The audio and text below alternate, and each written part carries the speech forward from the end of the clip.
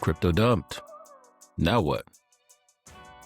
Welcome to Brick by Brick. We're going to just drop a real quick. I just want to talk about the market real quick. So let's just take a quick look at CoinMarketCap, y'all. We're going into fourth quarter, Q4. I've actually been waiting for this moment for a long time, no diddy. But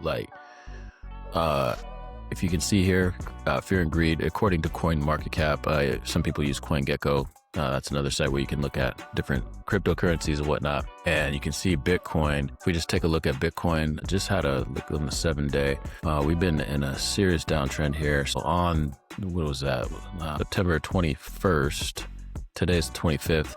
We just had like a straight, literally just dropped, and it had a liquidation there. A lot of shorts got wrecked. And, so we just were riding there. And then all of a sudden, like just yesterday or today, we just went down earlier today and we're down at the 109, which actually is not bad. Like, think about that. We're at 109 and people are panicking. It's crazy. Like $109,000 Bitcoin and people are panicking. So I'm not saying that there's not good reason. Why are people panicking? And that part of that's just because, one, altcoins haven't moved. Like, especially if you're down on the lower cap altcoins, you're probably pretty wrecked right now, depending on when you bought. Things have taken a hit. Base memes have taken a hit. Other things have taken a hit. ETH was sitting at almost $4,500. It's down to 4,000, which is good. Earlier today, actually, it was dipped under 4,000. And I think, and I still think we could be going lower. What I'm looking at personally on if I'm going to even, I'm not a buyer right now. I don't want to buy much, but sometimes I'm forced to because things are just so cheap. But I like to look at the fear and greed and take a look at where we're at there. According to CoinMarketCap, we're at 32, which is just about, it's in the fear. If we get into extreme fear, I definitely will be buying, and I'll be checking couch cushions. Fear, I'm not sure. I think we can go back down. I just don't want to buy here, and then all of a sudden we go down to extreme fear and we're down here and things are just like bottom barrel prices. And, we have a couple things coming. Like we have the potential government shutdown on October 1st. I know that's on the table. I think that is, posturing in politics, in my opinion. Will they shut down? Who knows? They could potentially, but it's also, again, posturing in politics playing out in the open, and markets don't like that. Markets don't like uncertainty in general. So, and people don't. Solana, for example, down to $200. I think it dipped out underneath $200 for a minute there. You can see here. So anyway, everything pretty much has taken a hit. I think what I'm looking at right now is, so for example, we still have headwinds on certain things. So we just had a rate cut. And in October, at the end of October, the 29th, the FOMC meets again, and the probabilities of markets saying that we're possibly going to have another 89.8% rate cut, or I'm sorry, 89%, not almost 90% of the market believe that we'll have another rate cut. But let's take a look at the dot plots as well, and what people think in terms of where we'll end the year in 2005. You see a majority of the folks on the FOMC believe we'll be at 3.5. When you look at this, so this would be at 3,740. So, that says that potentially a lot of the board members on the FOMC, or all the members of the FOMC, believe that we're going to be going to 3.5 by the end of the year. Right now, the market says about 65.1%. So the reason why I'm looking at that is just because it doesn't mean that everything's going to like pump right away, or it just means that the environment's a little more relaxed, more liquidity will come into the markets, and we'll have like lower rates in general, for investing, for buying, for mortgage rates, hopefully, just all different kinds of things. Hopefully they'll have more liquidity in their general economy, because the rates are lower. So that's one thing I'm looking at. And another thing that I'm actually looking at, well, I think we'll get there because of, just our macroeconomy, just where we're at. Starbucks, I think, just announced layoffs as well. So that's one thing. Uh, and one thing I'm looking at also is like, if you look at this Bitcoin, this is something I wanted to share. I don't know where we're going, but I do think we have time to go up a little bit more. So this is the rainbow band. And, for Bitcoin, and you can see the last run, 2021, we hit the orange, and the orange was, 64,000. We hit the orange here, 76,000. We didn't quite get there. Um, Actually, right here, what do we do right there? We're in the orange there, but like, I don't know, like on the run prior to that, we hit the red. So will we hit the red? Probably not. Will we hit the yellow? I mean, it's almost a guarantee. And if you look at where we're at right now, according to this, like we're in the green, bro. Like we've almost been suppressed based on Bitcoin's performance measures, but we've had a whole long way of like up only for Bitcoin, at least for the last year. So let's just say we even get to the yellow. The yellow here is $210,000 where we're at right now, and at least 200,000. So I mean, like even if you get to the top of the green, so are we done yet? I just can't see it, man. Like I don't think we're done yet. I think we're gonna have a massive Q4. I think things are gonna go parabolic. Retail hasn't even gotten here yet. But like if you're looking at, let's say we hit the orange, I don't know if we're going there. But if we do, it's gonna be crazy. So I do think we're heading into the biggest bull run in history. And another reason why is in terms of the headwinds we have. Let me look at, where was that at? I was just looking at the government website that showed basically the Clarity Act, and it was just like, wow, this didn't exist, last bull run. So I was around for the 21 bull run. This is my second bull run, so I don't know everything, but I do know when I'm looking at things like this, where we have the House committee.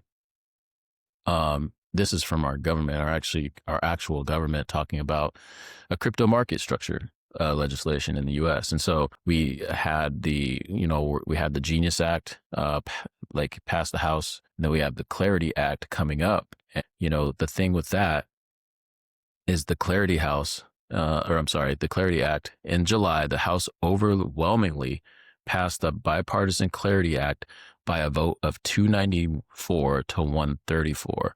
In this time frame, that's one of the few things that like are literally, like we're talking about government shutdowns because they can't come to a conclusion. Like this is one of the things that actually has been overwhelmingly bipartisan, that was voted in agreement to, and so what is the Clarity Act? Well, the Clarity Act basically provides more clarity around digital market assets. Although the U.S. has the deepest liquidity in digital asset markets and is home to some of the largest issuers and exchanges, we still lack a comprehensive market structure for digital assets. The Genius Act, signed into law by the president, was the United States' first step in providing regulatory clarity for digital assets. By enacting a framework for a payment stablecoin issuance, the Genius Act will drive the creation of modern digital payments in the United States. So the Genius Act was basically, just in layman's terms, okaying stable coins for banks and the like, so stable coins are cryptos that are 1-to-1 for the US dollar.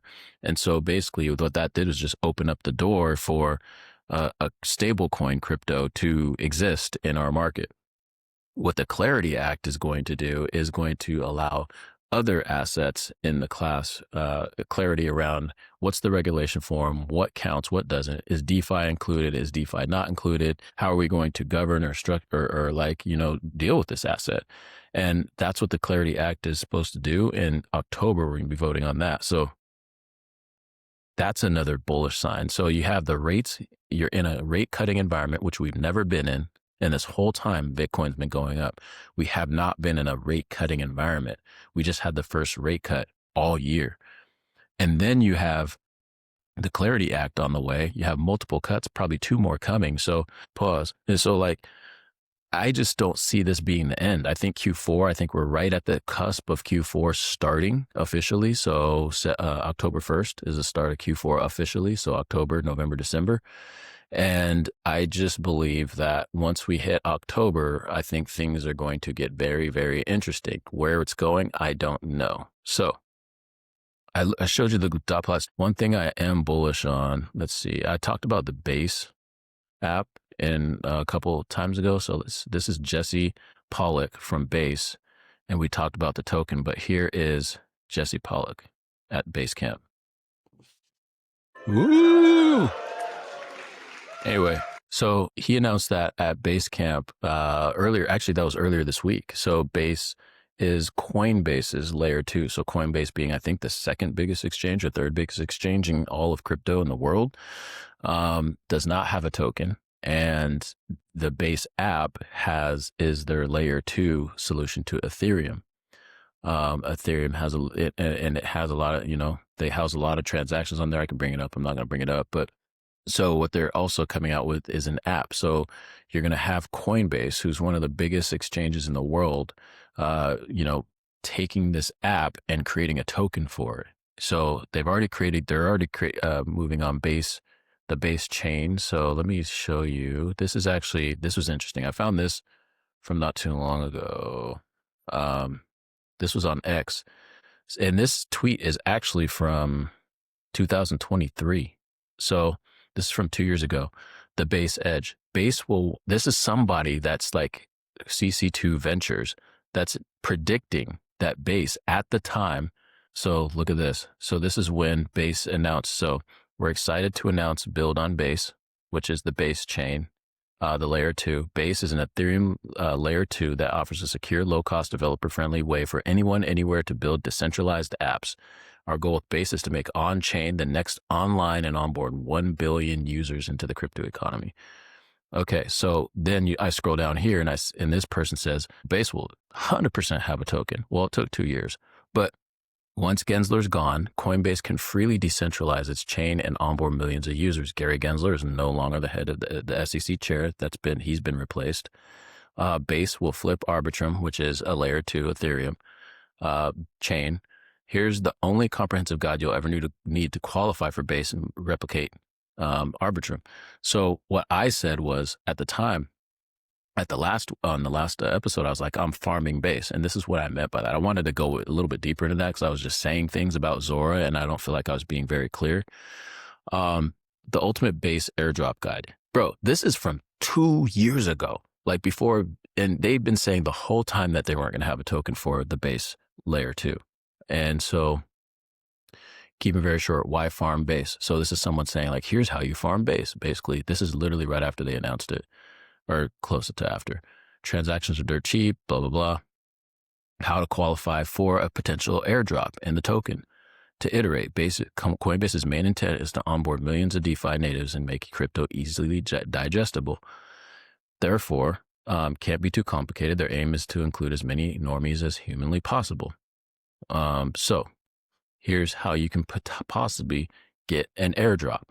You conducted more than 5 transactions, 10 transactions, 25, 50, 100, $1,000 worth of transactions. The money, like how many, the number of transactions, the dollar amount of transactions, how many months you've been doing it, pause. Like, so if you've been on the Base, this is why I said I'm bullish for it, because I've done all of these things. I've been bullish on the Base app for this whole time. And I've been on that app for this whole time. And, I just feel like, those who have been on this app for the last 2 years are going to benefit greatly when they drop this token with an airdrop. I don't know how much it will be. I don't know whatever, but this from 2023 makes me super duper bullish on the Base chain. Before we begin, consider use of privacy networking. It just talks about that, actionable steps.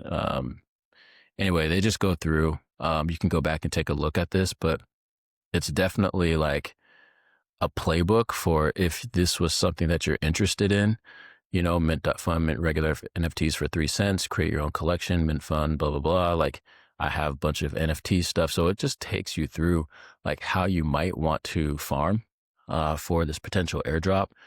Luckily for me, I've been on this app. I never left. I've been bullish on Base. Anyone that knows me knows I've been holding Miggles for over a year now. I'm excited. And when this token drops, I don't know when it's going to drop. I'm assuming it's going to could be in October once we get that Clarity Act, because Brian Armstrong, the CEO of Coinbase, is heavily involved in that process. So he has a very good reason why he wants to get that clarity gap through, because then I believe if that goes through, November for a base is going to be, in my opinion, super duper bullish. So this is not financial advice. I don't, but let's talk about the short term. So the short term, let me show you this here real quick. On the short term, I think we may be going lower. And while I'm super bullish on certain things, let's look at which one is it. Let's look at the ETFs. So we're on Friday, and this is for the 25th, which is today. This is the spot ETF net inflow, and all negative. The only person buying is IBIT. So, or the only organization buying on the ETFs inflows. All the rest are negative inflows for today. This is the 25th. Or I'm sorry, we're on the 26th. But even then, yesterday, all red. Day before that, people were buying a little bit. After that, red. So I don't know what today looks like, but I'm guessing it might be red. But I just think for the weekend, when the liquidity goes down, we might be seeing some lows, a little bit more lower.